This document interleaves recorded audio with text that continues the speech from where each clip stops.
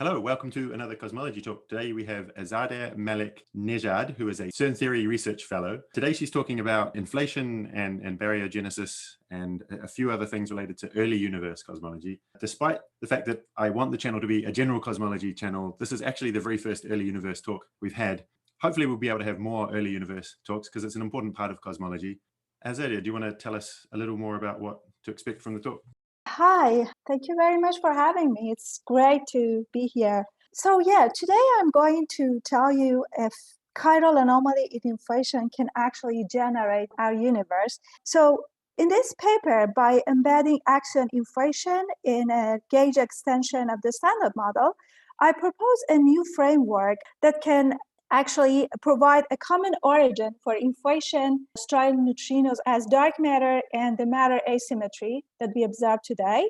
And as a result, it can explain the cosmological coincidences. So the baryogenesis in dark matter today in this framework are remnants of a pure quantum effect, chiral anomaly in inflation.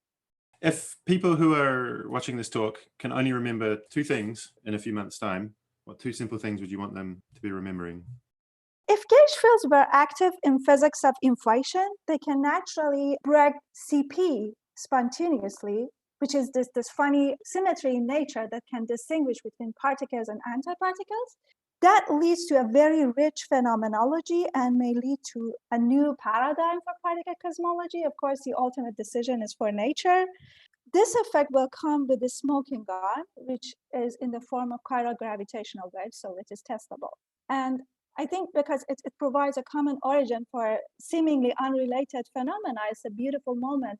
Yeah, when seemingly unconnected things suddenly seem connected, that often points to the correct model. What led you down this path and why have you done it? What has changed based on the research that you were doing? Non-abelian gauge fields, and in particular SU2 gauge fields, are introduced in inflation for the first time in my PhD thesis, so they are very close to my heart.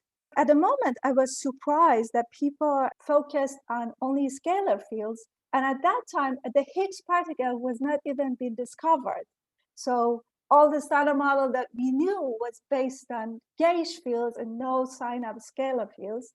And then Higgs particle actually got discovered, and now we have one scalar field in particle physics. But then gauge fields are all over the place in our physics and in our everyday life. So it's very natural for them to be around in physics of inflation.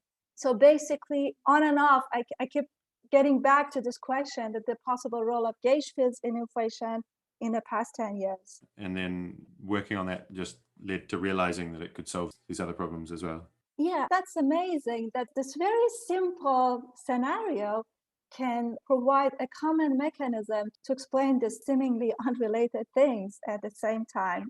Do you want to get into the details now? The idea is that if our universe today is a consequence of a pure quantum effect in the very early universe. First, let me start with sharing with you why to even think about the SU2 right and its axion in cosmology. We know that the common puzzles of the standard model of particle physics and cosmology, which means physics beyond the standard model, are the particle physics of inflation, the origin of the matter asymmetry, the origin of the neutrino mass, and the particle nature of dark matter. And from the cosmology side, we have this curious cosmological coincidences among parameters that really shouldn't be related, like the eta b, which is the amount of baryon asymmetry over the number of total photons, which is almost the same as the curvature power spectrum, which is coming from inflation.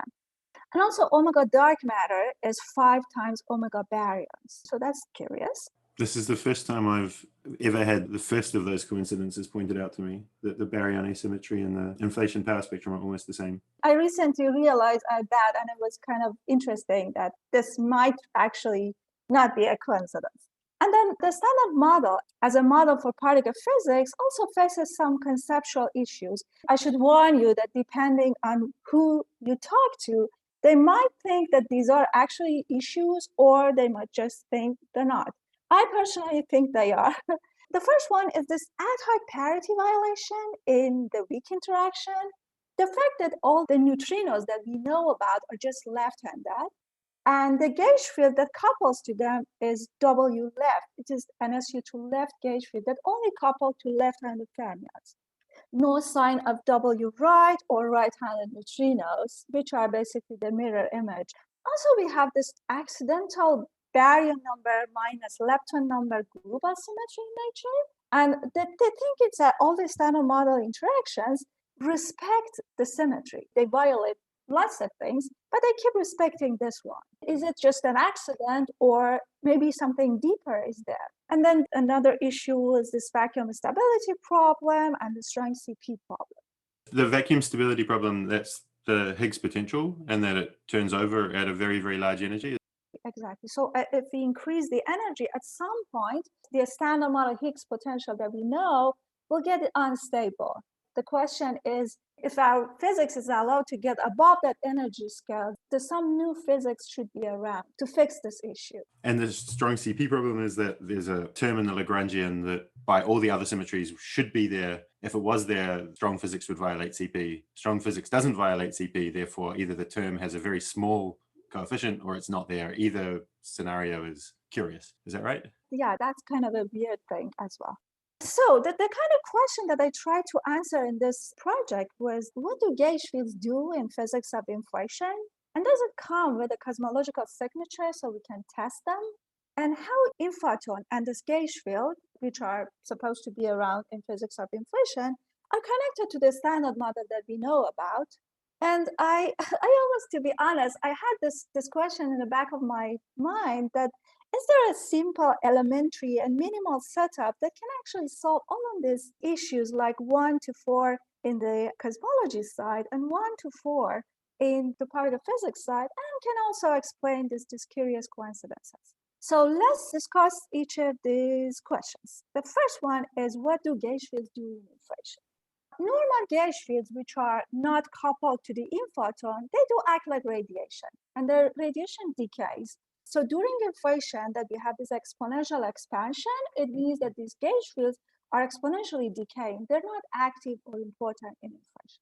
But if we have some gauge fields which are directly coupled to the inflaton, then they're not acting like radiation anymore, because inflaton keep pumping energy into these gauge fields and they get generated and are active in physics of inflation.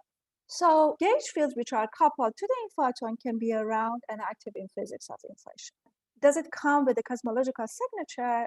Yes. These gauge fields which got generated in inflation provide a source for gravitational waves, and therefore they lead to chiral non-Gaussian gravitational wave background. So it comes with a smoking gun. Oh, and I should say that there is a bulk of study about this effect. So it's something that in the past 10 years extensively studied in the literature. A chiral particle is related to its spin. I've never encountered the term chiral gravitational wave before. Is there like a 1 or 2 sentence description of what it means for a gravitational wave to be chiral? Yes, actually, I have some plots later on, but just a brief explanation. In normal scenarios, all the polarization states of gravitational waves are the same. If they are chiral, it means one polarization is stronger than the other one. And that's not a modification of gravity, that's just like the initial condition of the gravitational wave. I see. So how do we connect these gauge fields and its axion to the standard model?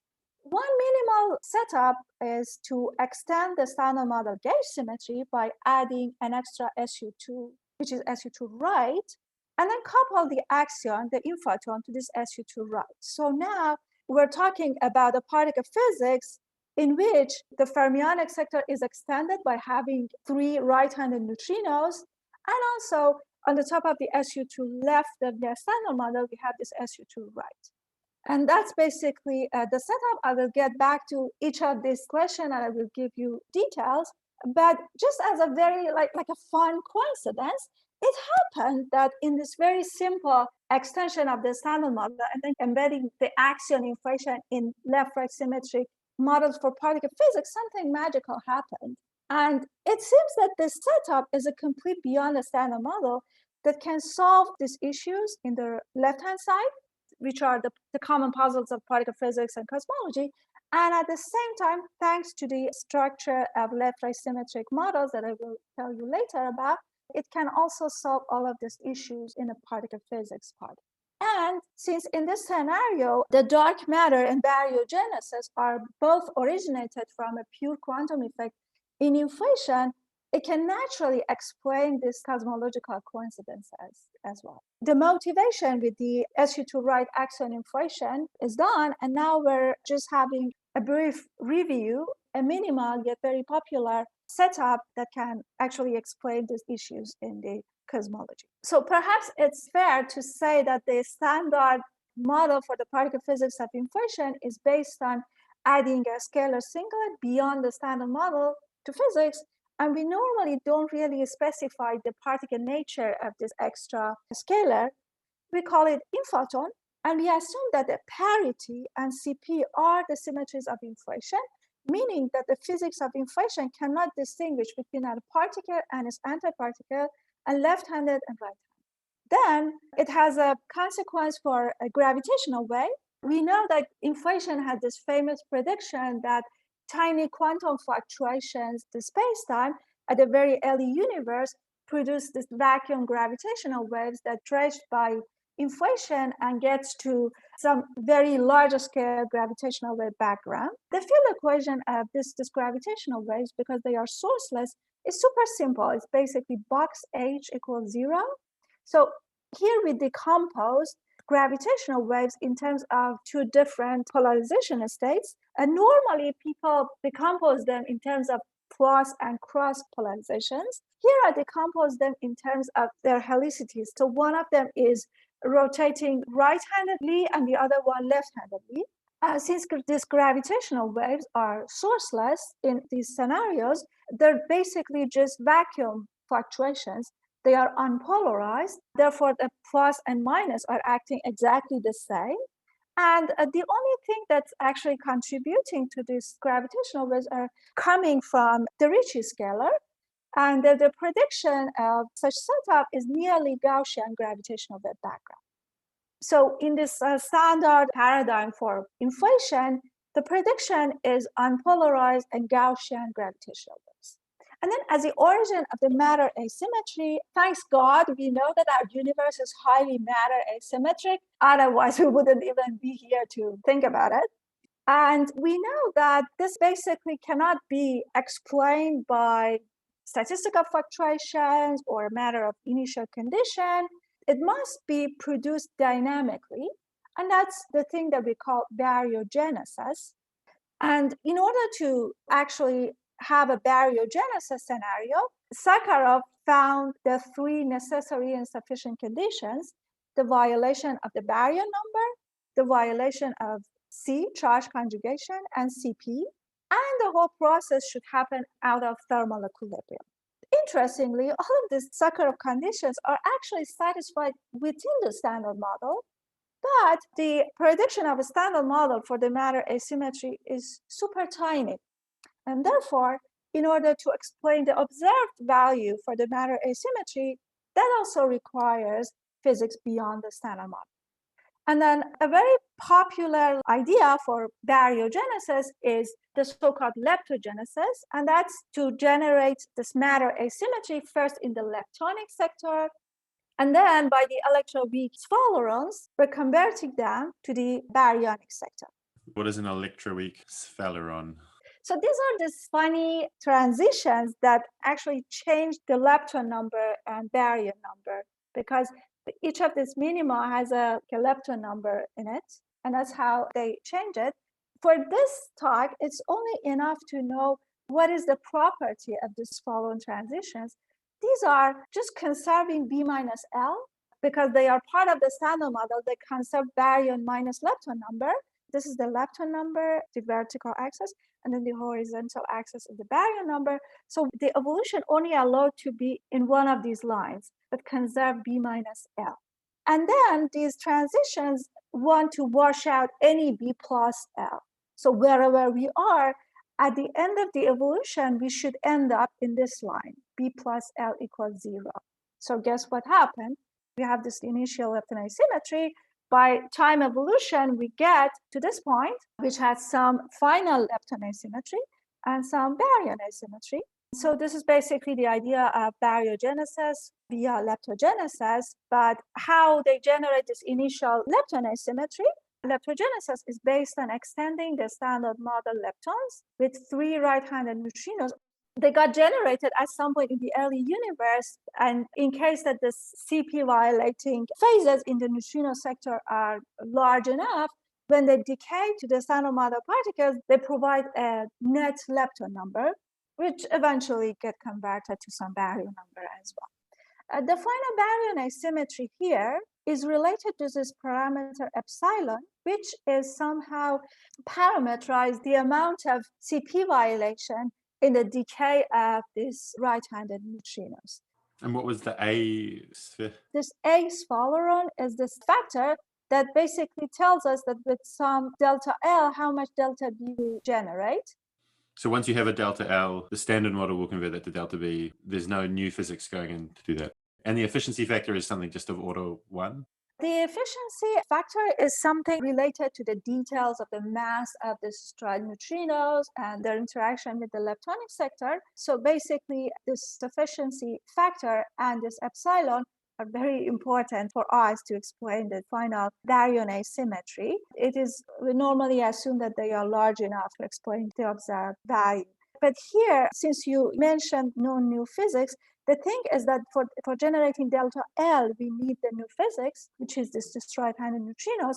But yes, exactly, for converting that to the baryon number, it's just the standard model as follows. So it is assumed that the CP violating interactions in the neutrino sector, which are unconstrained by the current data, it is assumed that they are large enough to explain the amount of matter asymmetry to that. And then what's interesting about leptogenesis is that it can immediately also provide an origin for the neutrino mass by the seesaw mechanism, because now we extended the standard model with 3 right-handed neutrinos. And interestingly, as for the particle nature of dark matter, it is possible that the lightest right-handed neutrino be a dark matter candidate. So it's interesting that you can actually solve 3 different things with one setup. If this stride neutrino is a dark matter candidate, it should be the lightest one that I called N1. And these are basically produced by their interactions with the active neutrinos. And this N1 is coupled to active neutrinos, like the left-handed neutrinos, with this parameter theta. And if theta is smaller than some values, then with this mechanism, you cannot generate them. And then if they are larger than some values, then another issue will happen. The thing is that these stride neutrinos, they have this radiative decay. So this coupling that was the source of generation of these particles in this framework are the source of the radiative decay as well. And therefore, the thing is that they will decay to photons with energy half their mass. So the prediction of these scenarios is a stride neutrino of around 10 keV, and it means X-ray radiation. And that also provides some upper bounds on the value of theta. So in this framework, then the mass of this dark matter is around 10 keV, and we will have X-ray radiation. Then getting back to this curious cosmological coincidences, now here we're basically talking about 3 different phenomena. Inflation has its own physics, and it's related to the scale of inflation h, the Hubble parameter in inflation. As for the matter asymmetry, it relates to the CP violating interactions in the neutrino sector. And for dark matter, if it's the stride neutrino, then it's related to this mixing angle theta and the mass of the heaviest right-handed neutrinos, M2 and M3. So basically, we're talking about 3 different phenomena. They're not related, and these cosmological coincidences are then pure accidental, which is not a problem, but it's just an accident. Of course, for all of this part, like the origin of the matter asymmetry and for the particle nature of dark matter, there are several super interesting ideas and scenarios. Here, I just mentioned the minimal setup that can relate these 3 different phenomena. So this is the so-called neutrino minimal standard model that has been extensively studied by Misha Shaposhnikov and collaborators. And of course, there are different realizations of this as well. So let us get back to gauge fields in inflation. You may say, why gauge fields in inflation? Well, why not? Inflation happens at the highest energy scales observable to us. And they are all over the place. They are the building blocks of the standard model and literally all kinds of beyond the standard model that we can think about. So what do they do in inflation? Can gauge fields contribute to physics of inflation? I already told you, yes. Do they leave an observable signature? Yes, a robust prediction for gravitational wave background. And how much they can change the cosmic history? In principle, a lot. The ultimate decision is, of course, for nature, but just as a mathematical setup, they can lead to a novel mechanism for baryogenesis and dark genesis. So what are the ideas of this SU2 axion inflation models? So SU2, or in general non-abelian gauge fields, have been introduced in inflation back in 2011. And as I told you, it happened to be my PhD thesis. So this is the so-called gaugeflation. And the idea is that we live in general relativity. Then we have a gauge field. And this F is basically this SU2 gauge field. And by the way, SU2 gauge field, it simply means that they have self-interactions. And their self-interaction is based on this SU2 algebra. So that's basically the structure of weak interaction in this sample. But at this level, this SU2 doesn't have to be the SU2 right of the standard model. This is just an SU2. And I guess later on you might link it to the SU2 right, but at this level, it's just the algebra. Yes, you're consistently ahead of me. Oh, sorry. Okay. And then we have this extra interaction for the gauge field, this FF tilde squared. And what is interesting about this field is that this has the same equation of state as a cosmological term. So if you compute the energy density of this term, it's exactly the minus its pressure. So if during inflation, this dominance over the normal yang is, we will have a slow roll inflation, but then eventually it keeps pumping energy to the yang mills, and inflation ends in radiation era. So gaugeflation is an effective field theory coming out of a larger model, the so-called combinatorial, which has been introduced shortly, like 1 year later. And that's based on a natural inflation. Natural inflation is basically this part of the action. That's an axion with the cosine potential. And then in combinatorial, they coupled the axion with this SU2 gauge field, similar to gaugeflation. But what is happening is that the cosine potential is not really flat. It's sort of a steep potential. But this extra term provides a friction. So now the axion that without the interaction with the gauge field would just very quickly ends inflation. Now it experiences this friction, so it leads to slow roll dynamic. And yeah, during inflation, the axion keep pumping energy to the gauge field. One other thing that I should tell you is that here, if you integrate out this axion, then you will get a gaugeflation. So anything related to gauge fields in combinatorial are basically the same as a gaugeflation, because in gaugeflation, I only integrated out one scalar degree of freedom. So far, so good, but unfortunately, all of these two models are now ruled out by the data because they produce lots of gravitational waves. And on the top of that, they also suffer from another issue. So if I look at the combinatorial version, it requires a very large lambda, which is not easy to explain.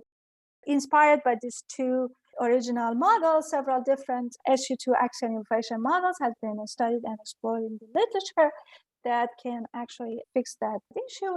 And here in particular, in this paper, I use this minimal scenario of SU2 axion inflation that I introduced in 2016. And the idea is that let's forget about the cosine potential and assume an axion monodromy kind of potential, which is flat enough by itself. So now I don't need the gauge field to provide the strong friction to produce slow roll inflation. Now the potential is flat by itself. Therefore, my parameters can be in part of the parameter space accessible theoretically, and also from the observational point of view, it's in agreement with the data. And as you already said, in this work, I assume that this SU2 gauge field is SU2 right. Let's see now, what is this left-right symmetric model for particle physics that I'm going to embed this SU2 axion inflation in?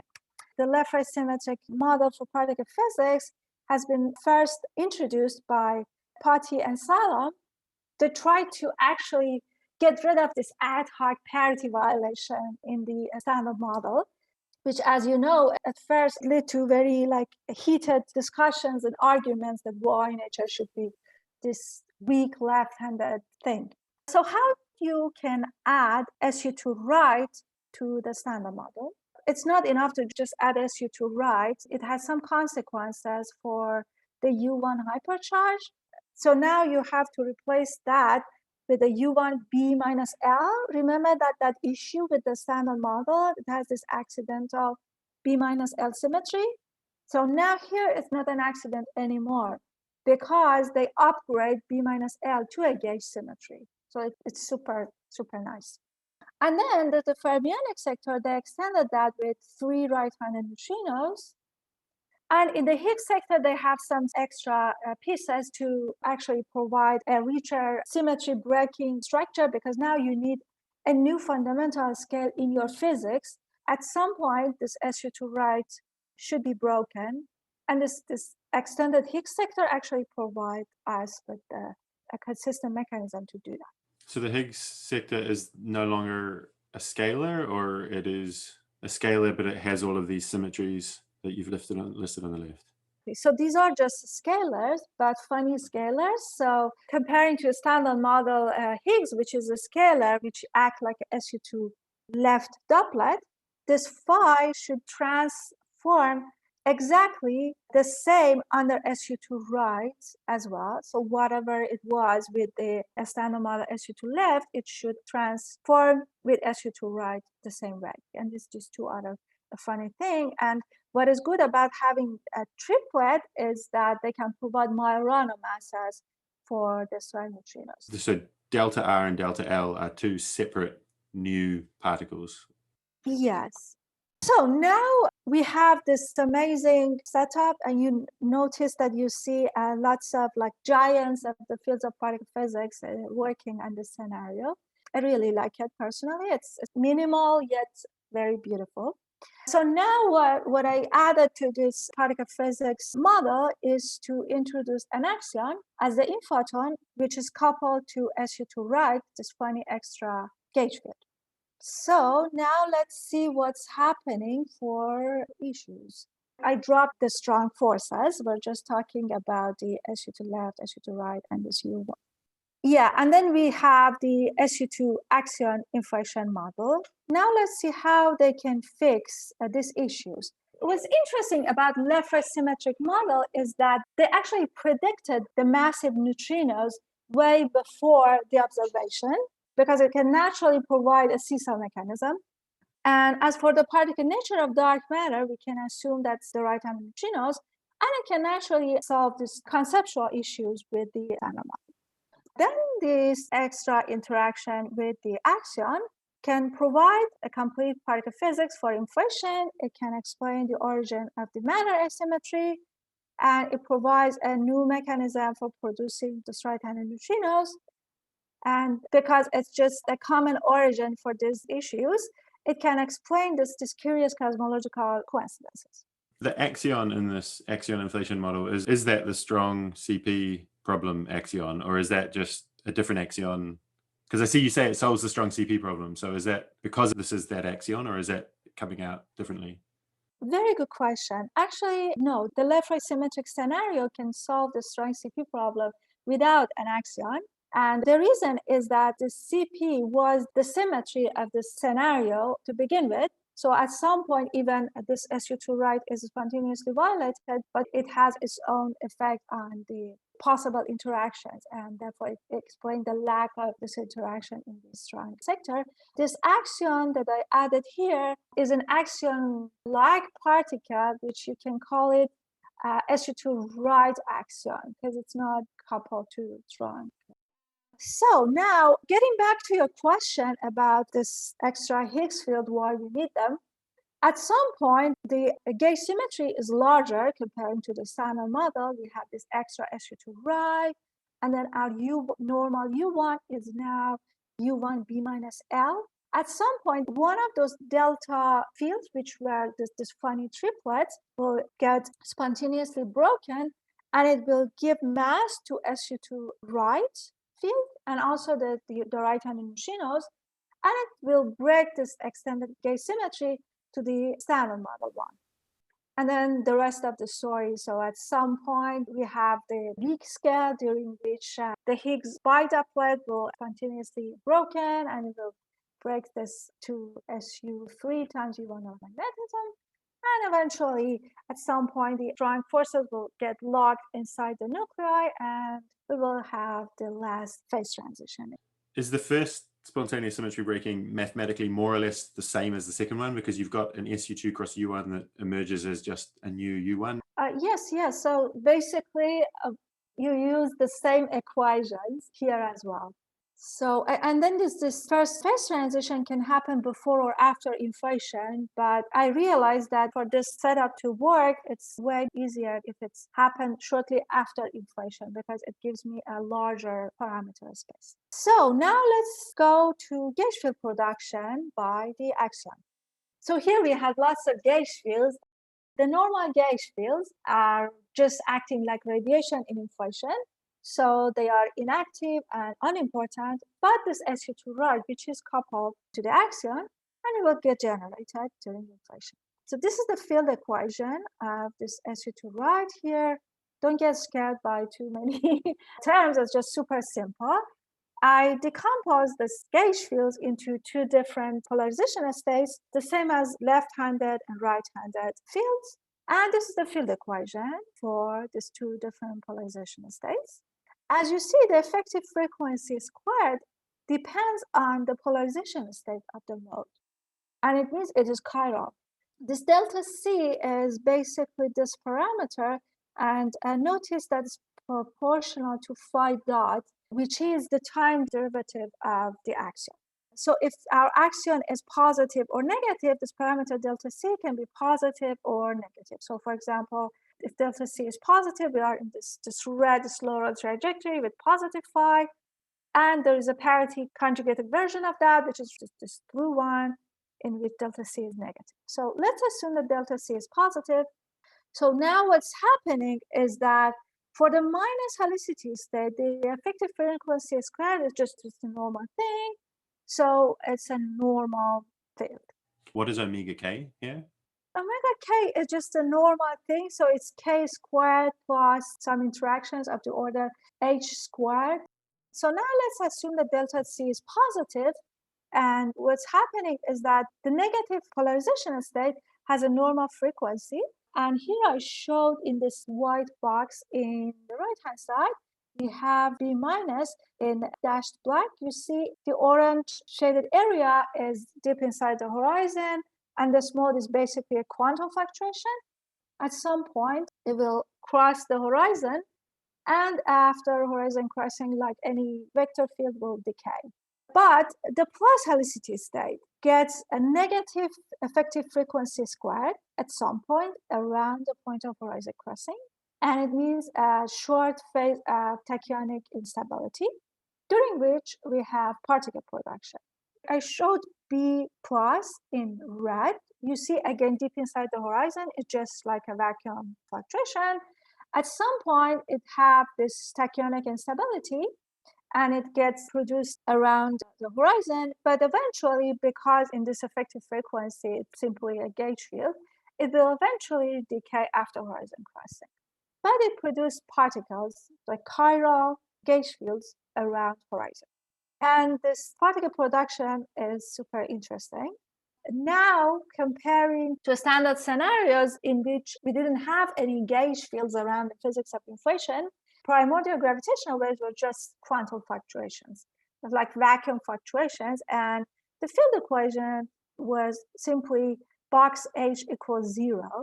Now, on the top of this vacuum fluctuations, we have a source stem for gravitational waves provided by the gauge field.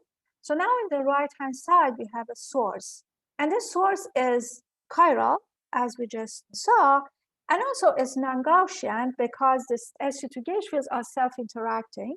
So now gravitational waves have two uncolorated terms, is vacuum one, which is unpolarized and nearly Gaussian, and the pink one, which is sourced by the gauge field. So it's simply a carbon copy of this gauge field, and it is chiral and non-Gaussian. And it's interesting because it provides a testable signature. So on CMB scale, it produces non-Gaussian gravitational waves, which can be probed with future CMB missions like LIGHTBIRD and CMBS-4. And since that parameter delta C, which was the quantity that actually produced this gauge fields around the horizon that ultimately the source gravitational waves, was proportional to phi dot, which is the time variation of the axion, and it's increasing with time, these generated gravitational waves are blue tilted. So the modes which are leaving the horizon later will experience more enhancement. And as a result, even if the signature is not detectable at the scale of CMB, still there's chance for them to be observed by future laser interferometers. And it's super cool. So now in physics of inflation, parity is broken, and inflation can distinguish between left-handed and right-handed. As a result, it leads to parity-odd correlations on CMB, like non-zero TB and EB. A famous alternative mechanism that can generate the same signature is cosmic birefringence, which is basically when there's this axion which directly coupled to a photon, and as a result, the Maxwell equations are modified, and now this interaction with the axion will rotate the CMB polarization. But it's happening from the surface of last scattering till today. Therefore, the birefringence signature is around, like, let's call them high L, but it's really a higher L comparing to this signature. But this SU2 axion inflation scenario, what's happening here is that we have this gauge field which is coupled to graviton, and that modified the CMB polarizations from the surface of inflation till CMB. So that's a signature that's happening and has a peak at lower L. So you would see the TB and EB in the SU2 axion model because of the gravitational waves effect on the CMB? Yes. Yeah. So there's nothing between inflation and the CMB that is a modification of the standard model's predictions. It's just that the initial conditions aren't satisfying the parity symmetry, essentially. Yeah, but if you called it that whatever happened by the end of inflation initial for the secondary evolution, yes. So the thing is that if you modify gravity by adding this gravitational Chern-Simons, then again you can have chiral gravitational waves. There are some theoretical and observational bounds on this, but at least for this TB-EB, the spectrum would be the same as this effect. So here we didn't modify gravity, we just added this supernatural familiar interaction between a pseudoscalar and the gauge field in inflation. So now let us go to fermion production in inflation by this gauge field. So we saw that the normal gauge fields were negligible. We only had this SU2 right get generated in inflation. Any like left-handed fermions, they are massless and they don't have any source because their gauge fields are not around in inflation. And therefore they're just decaying and unimportant in inflation. But the right-handed fermions, they are directly coupled to this gauge field, and therefore they get generated by inflation. The key ingredient here is chiral anomaly. You might ask, oh, what is chiral anomaly? This W, right? If you think about fermions as in a classical sort of system, they have two symmetries. The vector and axial currents are conserved. So d mu, j mu, axial and vector are zero. But when we turn on quantum mechanics, and by that we mean that the vacuum is not a classical vacuum, which is nothing, but our vacuum is this quantum vacuum, which is this ocean of virtual particles which get generated and annihilated, and virtual particles move these loops. What is happening is that one of this conserved currents, which is the axial current, is not a symmetry of quantum mechanics anymore. So quantum mechanics breaks this classical symmetry, and this is the so-called chiral anomaly. So during inflation, this W right generates the same amount of baryons and leptons in inflation. Here is a summary of mechanism. What is happening is that in inflation, we have a baryon number equals lepton number generated by this interaction with SU2 right. But notice that the lepton number is made of the standard model one, which I showed in pink, and the shaded area, which are the free right-handed neutrinos. So what is happening is that although B is equal to L, but B minus L standard model is not zero. And this is the one that the standard model interactions cannot violate. So if it's there, it will stay there. So then if shortly after inflation, this extra gauge symmetry will get spontaneously broken, and we get to the standard model gauge group. Here I just put this extra part. But then after that, this W right get decoupled at some temperature T equals TW right. And as a result, then from now on, they cannot contribute to interactions, and this B minus L standard model will cancel. And then at some point, this right-handed neutrinos will get decoupled from the rest of the setup. And we basically have three different parts, the baryons, the lepton standard model, and strand neutrinos. These three right-handed neutrinos, two of them are very massive. And the last one is light enough to be stable, to be a dark matter candidate, which I call N1. So at some point, N2 and N3 will decay. And then we have all this extra interactions in the standard model that can reshuffle this initial lepton standard model baryons. And in the end, we will, at the scale of electroweak, we will end up with some baryon number, some lepton number, and some N1 as the dark matter candidate. So if you want to take a closer look, then what's happening is that by the end of the cosmic evolution, we have a baryogenesis and dark matter, which actually originated from the same phenomena, which is a pure quantum effect in inflation. Therefore, it can naturally explain the cosmological coincidences among our parameters. So here, the dark matter number density is up to an order one factor is related to the baryon asymmetry. And therefore, basically, we can explain that omega dark matter is equal to 5 times omega baryons if the mass of this stride neutrino is around 1 GeV. So it has a prediction for the mass of the stride-handed neutrino as a dark matter candidate. And also, the baryon asymmetry is originated from inflation, and therefore it can also explain this other relation between the baryon asymmetry and the curvature power spectrum. That last part seems a little surprising. Like I mean, I understand that it's the same kind of model that's generating the two things, but it's very unclear why they should be the same order of magnitude. Yeah. That's a very good point. The thing is that omega baryons is basically given in terms of B over the number of photons, which is given by reheating. And then on the right-hand side, we have the curvature power spectrum, which is proportional to H over M Planck squared. Well, the P zeta's also got the slow roll parameter epsilon in it, right? Like it's H squared over, I guess, some factor of M Planck squared and then epsilon. Yes, exactly. So what we have is eta B equals some factor, let's call it a capital A times Q psi. And the thing is that in a very large part of the parameter space, it is possible for A to be around 0.3, which is the observed one. I mean, yeah, I guess it's difficult because you don't have time to sort of go through all the maths to show why that equation comes out. Yeah, but this A has its own parameters, which is only related to inflation, like the slow roll parameter, this factor, which is because of the fermion production inflation, and a little bit physics of reheating because the photon number is related to the phenomenology of reheating as well. But what is interesting is that this A, although it's related to some parameters, in a large natural part of the parameter space is in the right value. So it's not a sort of an equality, it's just this extra factor which can naturally be close to the observed one.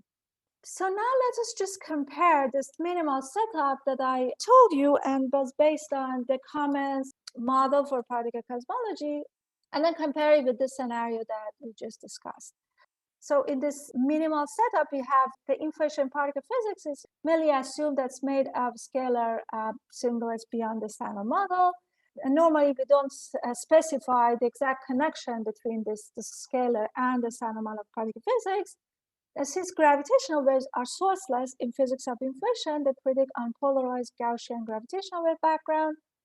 As for the baryon asymmetry, of course, there are many very different and interesting scenarios. The source of CP violation is happening after inflation, and it's due to unconstrained CP violating phases in the neutrino sector. And as for the dark matter, of course, there are several different models and ideas for that. But in this minimal setup, we can assume that's just the lightest stride neutrino. And so it predicts that the mass should be around 10 keV, and it leads to X-ray radiation in some astrophysical sources. But in this SU2 right axion inflation, as for the inflation particle physics, we assume the inflaton is an axion, which is coupled to this SU2 right gauge field, and we embedded that in the left-right symmetric models for particle physics. Since we have a gauge field around in physics of inflation, it leads to chiral non-Gaussian gravitational waves, which makes it testable. And as for the origin of the matter asymmetry, we have spontaneous CP violation in physics of inflation. Therefore, inflation in this scenario, physics of inflation can differentiate between matter and antimatter. And then the dark matter candidate is the lightest right-handed neutrino, and it has a prediction for that mass, which should be around 1 GeV, which means like instead of X-ray, we will have gamma ray radiation. This scenario leads to a simultaneous baryon and dark matter production in inflation. Therefore, it can explain these coincidences among cosmological parameters. Where do you go next? So I guess you have a clear prediction of the chiral nature of the gravitational waves and the non-Gaussian nature. So I guess one place that's obvious to go next is to wait until that does or doesn't get detected. But what about on your theoretical side? What calculations are the important, interesting ones that you'll be moving to next? Yeah, very good question. So up to here, it's just based on sort of analytical calculations, but it also has a rich phenomenology and consequences for reheating and preheating, which requires like sophisticated numerical calculations. And that's, of course, the obvious next step. Apart from that, there are other things that may provide observable signature thanks to this intimate relation between the seeds of the dark matter and the matter asymmetry in this mechanism. It can also provide some signature which should be studied. I guess should we be able to detect these gamma rays from centers of galaxies and things, or is that interaction strength not strong enough for that? Or the thing is that it puts some upper bound on the mixing angle between the stride neutrinos and the active neutrinos in this scenario. I'm not sure if it should be observed. I don't know. I might be wrong.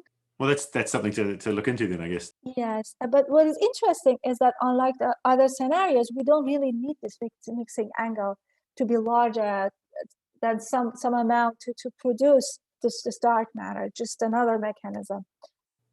And this birefringence analog, so the fact that you're predicting a TB and an EB, currently the most viewed talk on this channel is, I think your former boss, Ichiro Kamatsu, has I forget his exact wording, but like tentative hint of evidence of birefringence, but measured via this TB, EB sort of thing. So is that at a different scale, like a different value of L, such that it's not a tentative potential hint of your model, or is that a potential tentative hint of your model as well? Yeah, very good question. So first of all, Ichiro is more than my boss. He is my mentor. I'm very proud of having him as my mentor. Yes, the signature that they have is more like a birefringence, but this signature is around like lower L, which, there are lots of uncertainties on that part. And also in their paper, they said that sort of pre-existing carrot violation 0 to have this birefringence one.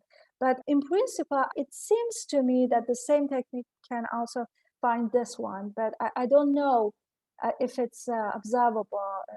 Yeah, sure. And I guess the amplitude of the gravitational wave signal from your model and the amplitude of the non-Gaussian piece is to some extent a free parameter. So it's not like if it doesn't get detected, it rules out your model. It could just be that the model's still correct, but it's not generating a big enough signal to be detected yet. Is that a correct summary, or? Yes, yeah, that's correct. But I wish the signal is strong enough to be detected. Who knows? Maybe nature just don't like having gauge fields in inflation. I don't know. But if they were around, that would be great. That somehow, yeah, we have like this information on CMB.